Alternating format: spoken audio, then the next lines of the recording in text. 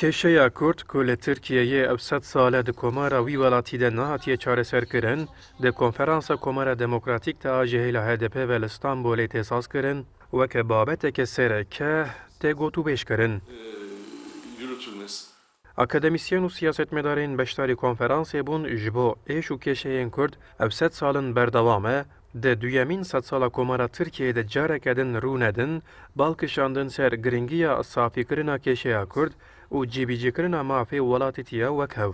Bu tek kimlikli vatandaşlık anlayışının yaratılması. Li Tirkiye gelek sal û zamandar bas bû, lê hê jî kêşeya Kurd nayaxaftin. Kes napirse ka bê çareserkirina kêşeya Kurd dê çawa demokrasî were vî welatî ji bo avakirina komareka demokratîk pêwîst e kêşeya Kurd were çareserkirin. Geçmişle hesaplaşma.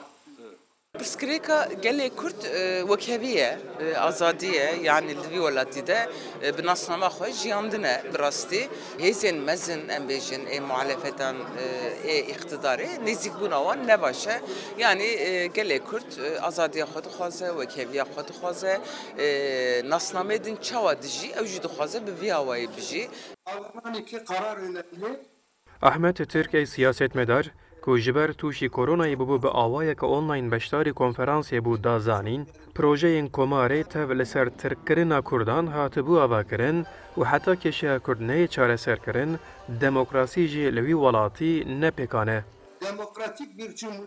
Di kongreyên Sêwaz û Erzurumê de ji bo Kurdan soza xweseriyê hatibû dayîn, lê piştî avakirina Komarê ev soz nehatin cîbicîkirin. İsmet Paşa li Kurdistanê geriya û gelek rapor amade kir. Lê hemû jî li ser pişaftina Kurdan bû.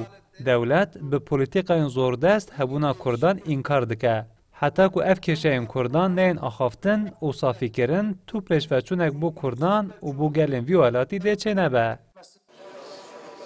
Konferansa ji heş rûniştinan pêktê û du roj dê bidome, bi ragihandina encamnameyekê dê bidawî bibe. Ercan Dağ, Kurdistan 24, İstanbul.